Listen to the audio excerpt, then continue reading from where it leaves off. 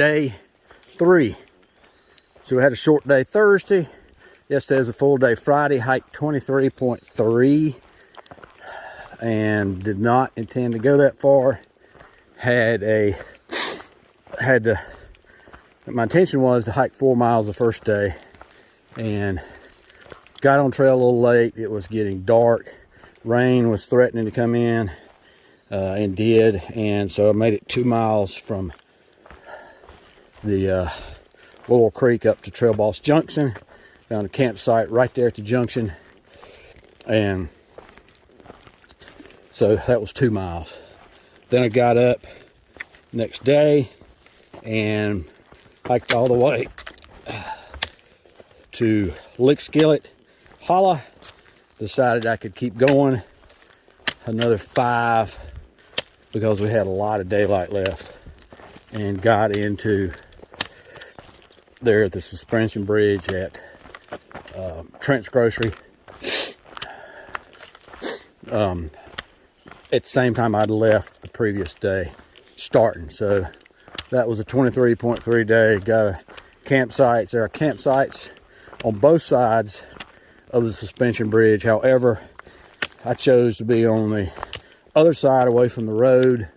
It's kind of nasty at that trailhead parking, and locals come in there and whoop it up, party it up, and whatever else they do. And it's just buggy and stuff. So a lot better places, in my opinion, on the other side of the suspension bridge. That's what I did. And then came in and started again this morning. So here I am. The plan is to go first 13, which will take me to Ribble Trail, which is at Horse Gap, but it's only 13 miles. That should be a cakewalk. And so then I'm going to go to, probably going up to, I don't know what the next gap is, but it's at the end of the road where Woods Hole Hostel is, which is about 15.3, which would still be a cakewalk, and eat supper there. If I still got as much daylight and still got my feet and legs under me, I may keep on going down the trail, find a campsite, and that way I'm coming out Sunday and I can have a quick short mileage to get out on Sunday for the 4-hour ride home. So that's the plan. Coming up out of the place here at Trent's Grocery, it's got a pretty good sized hill coming up, but it's got a lot of switchbacks, so, and some level spots, so it's not too bad. And you see this section I'm on right now is really rocky, but other than that, it's a good section, or good trail here. So we will see where we are, but today should be a good day. I am noticing after yesterday, I don't typically do that kind of mileage. My sweet spot is around 16, so 18 would have been high for me, and certainly 23. And now this is coming off the couch, folks. This ain't being on trail for weeks and months, so I don't have any trail legs. What I do have is wobbly legs now, particularly my knees going downhill. So that was probably a bit more than I should have, but mentally, if I got, 4 hours of daylight, I just feel like I need to be hiking. So that's what I did. All right, we will catch you on down the trail, but the woods are pretty neat here early in the morning. Caught some sun rays coming through. Back there when I first got on, sun's kind of high now, so, and the mist is starting to burn off, so it's probably not going to have that. I do see a lot of blue sky, so it may get a little hotter today than it has been. We've had overcast skies, and we had rain the first night, Thursday night, but no rain since, and none in the forecast that I'm aware of unless it's changed. All right, talk to you later. This is Dismal Falls. Dismal Falls is off of Nobo Mile 612, and it's a really neat falls there. It's about 3/10 of a mile off of the main trail, and of course it's all downhill. from the trail, and then get back to the trail, you got to go all the way back uphill. I hid my pack in the woods just because I didn't want to carry it all the way down and all the way back. But it is a pretty neat swimming hole down there. So it's got a cascade that comes off of it, and then down it below there is a pool, plunge pool, where you can go swimming.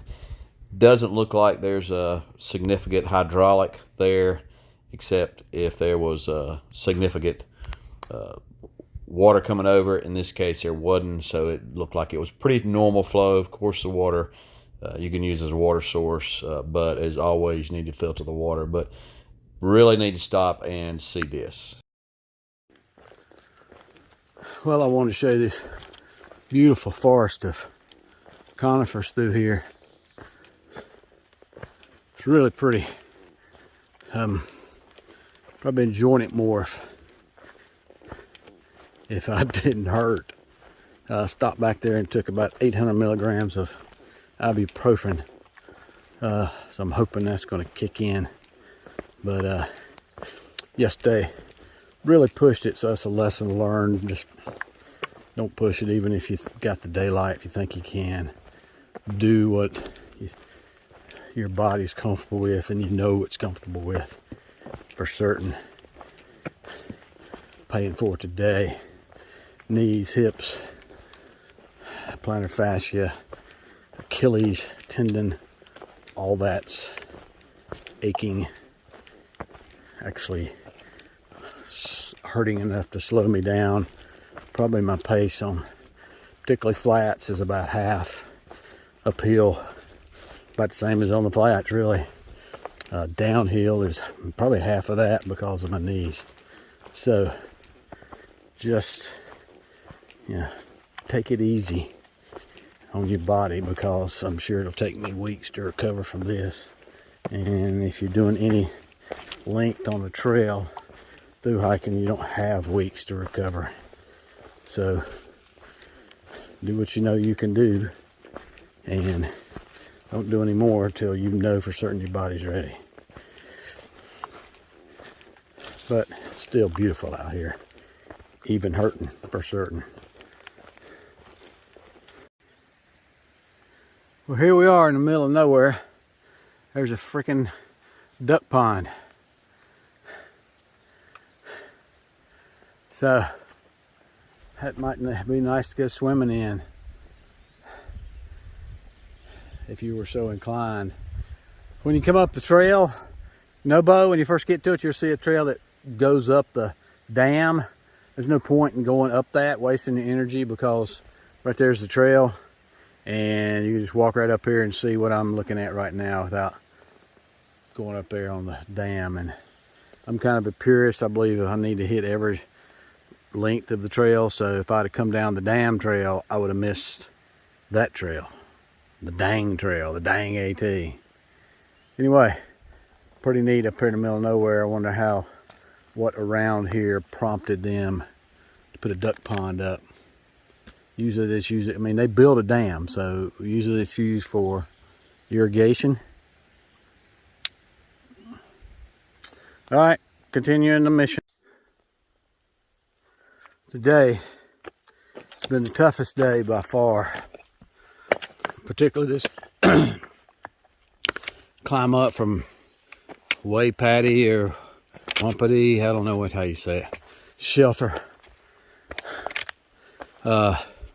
Pretty much you're gaining in 2 miles about 2,000 feet. Just for all intents and purposes straight up forever, and it just goes on and on and on with no break, no respite. And I always love getting to the top. What I think's the top, when you can start seeing the blue sky and what looks like the ridge. Oftentimes it's a false summit. We'll see. There's a camping spot up here that's supposed to mark the end of the ascent. So hopefully I'm close to it. But it's been muddy and rocky and rooty. So it's been a tough climb. I think it's the toughest climb I've ever experienced on the AT. Worse than Jacob's Ladder, mainly because it's such a steep grade for so long. You may have a different section, different area. Of course, I hadn't been to the whites. They may be tougher, but whew, that was tough. All right, I'll let you know when I get to this fabled camp spot that marks the end of our ascent. All right, made it to the top. This is the campsite up here at the top. So from here on out, it's just typical ups and downs. But anyway, I promised you I'd show it to you. So there it is. And it's a very pretty campsite. But we're going to at least Big Horse Gap, which is about 3.4. And I think it's about 2. So I may not get there till 5 because I don't think I'm doing but a mile an hour now. I've usually 2 and a quarter an hour. Yeah, miles an hour, but as beat up as my Achilles and feet are, that's not going to happen. So I'm going to take my time, try not to get permanent injuries, and enjoy much as possible and get there, because I still got tomorrow, which is probably going to be another 13-mile day, but no big climbs, and most of it's downhill, which of course with hurting knees, sometimes that can be rough than gentle up slopes. Anyway, that's where we're at. Yep, made it to the top. There's Virginia all spread out for you.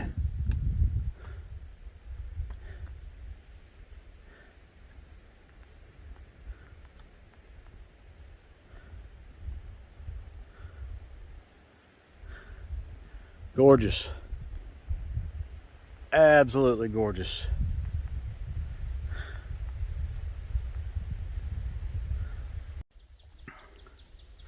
Here's a different kind of rhododendron. I'm pretty sure it's rhododendron. It's called flame rhododendron, but this section through here is first place I've seen this anywhere other than Roan Mountain. Wow, it's just really, really pretty. And then you got the regular rhododendron over yonder mixed in with it. Look at that.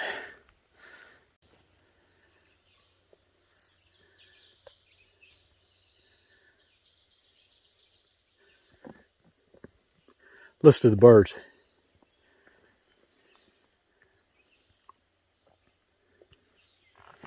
I don't know if the camera can pick those up, but usually in the mornings you get woke up by the birds. And pretty neat little alarm clock. They start in about 5-ish.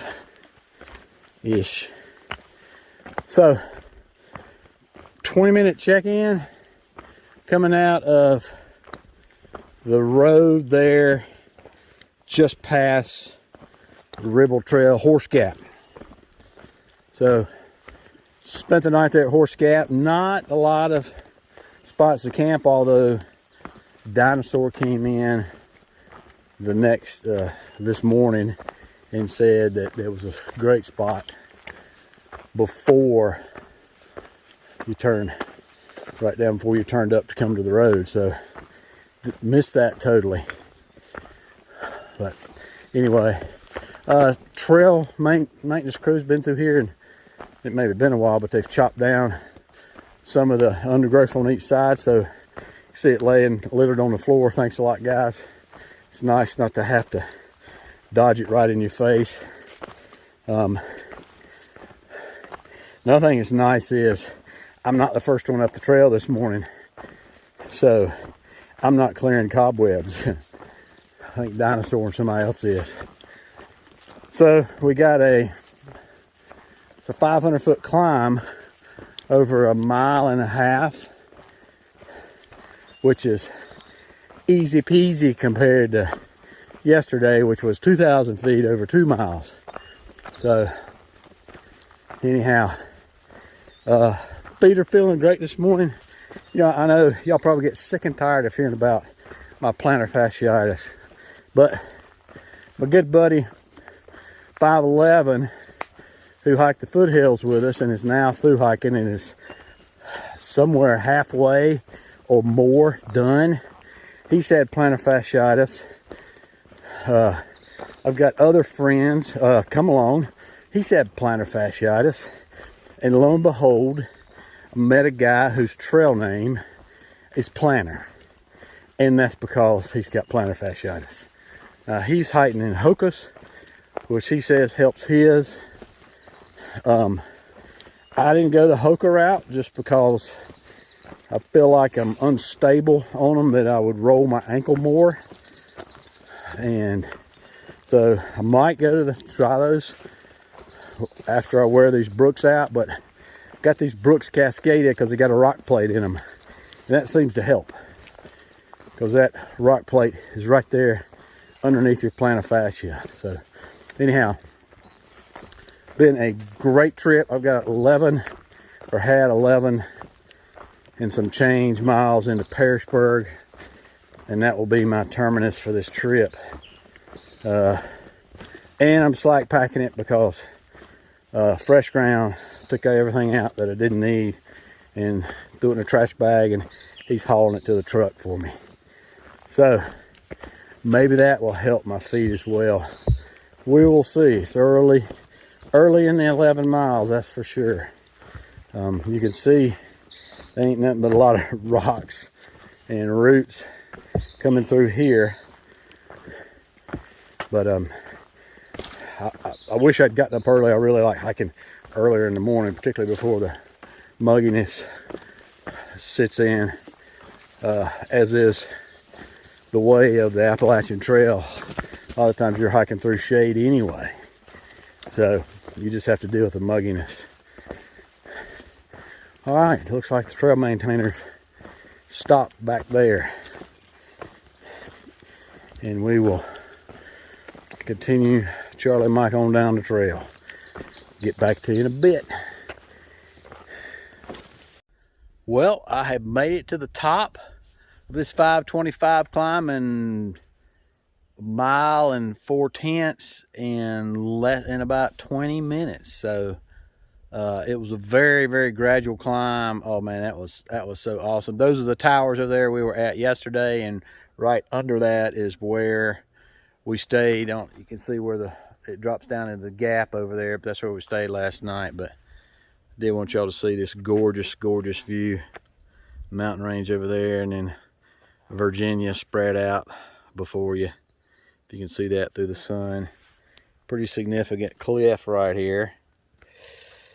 I don't know, you're just gonna fall on rocks if you pass out here. So, but anyway, awesome view at the top.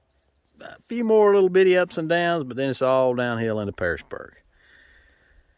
All right, hope y'all are enjoying this just a tenth as much as I am, except of course for the pain. All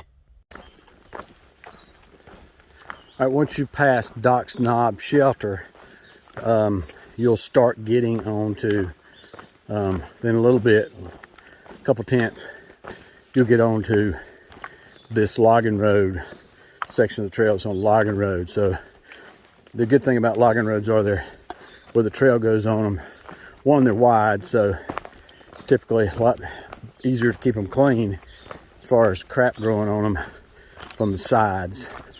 It's usually where a green tunnel is, and the grade is usually not near as quick a decline as other parts of the trail.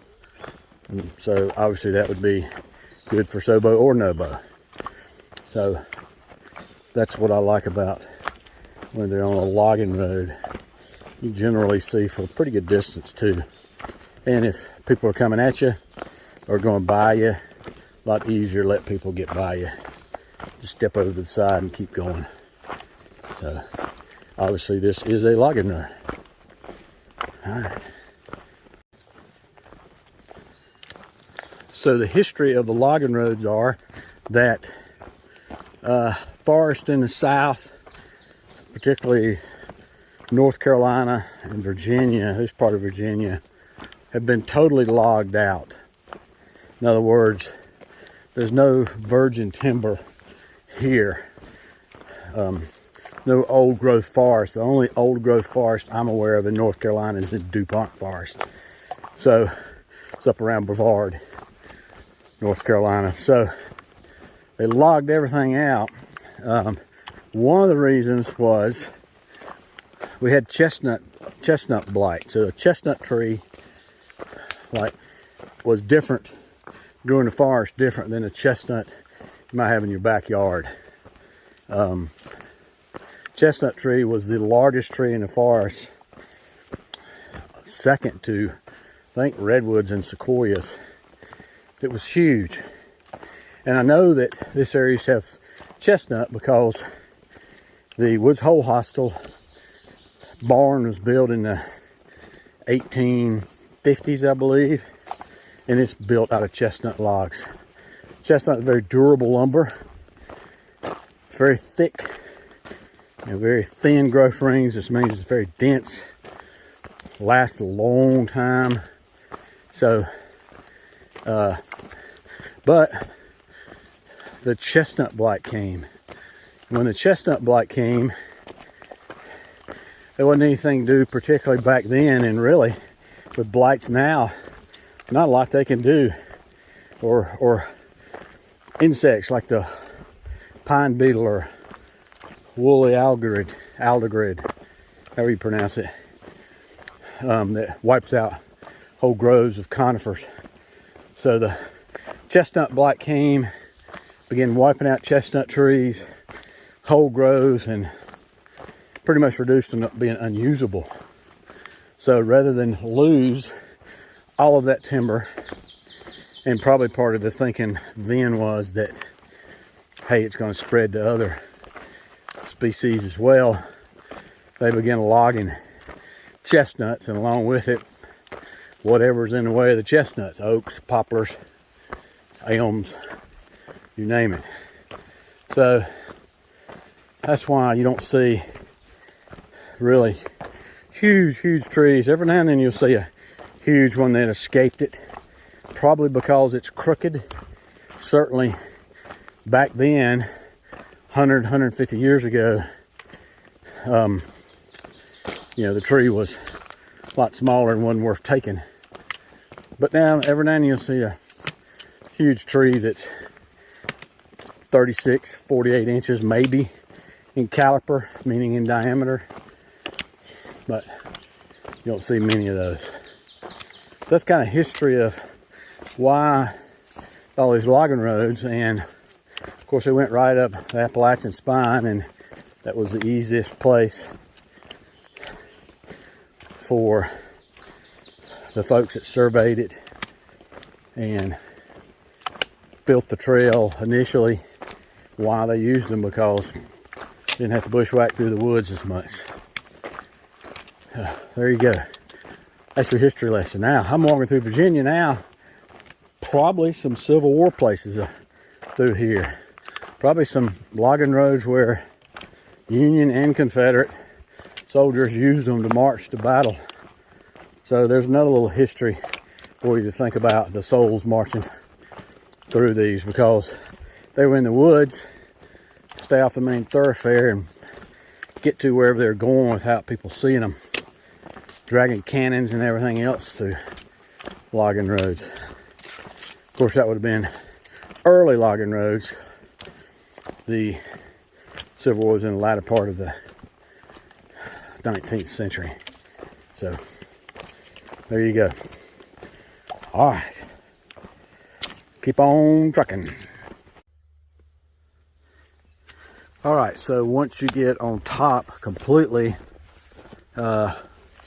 coming out of Horse Gap, you'll be doing a long ridge walk. Trail's got a lot of grass on it, but it's also got a lot of sharp, pointy rocks that somebody's gone through here and made all the pointy ends stick up. I think, because I'm hitting every pointy end. But this is what it's like through here. And I've noticed these flame rhododendron, if that's what they are appearing at the higher elevations. They're not down low. Oh, there's some blackberries right there. Huh. So the mountain laurels are still blooming down low. Anyway, when you say ridge walk, I'm looking at a hill right here. So you still got hills to go up, but they're not as significant as what we've had. All right, so little wilderness first aid here. Soaking your feet, your calves, your Achilles in a cold, cold stream. Hopefully that'll bring some of that inflammation down. I don't know what the doctor recommended amount of time is, but it's cold. I can only do it for so long. But anyway, hopefully that's going to help those.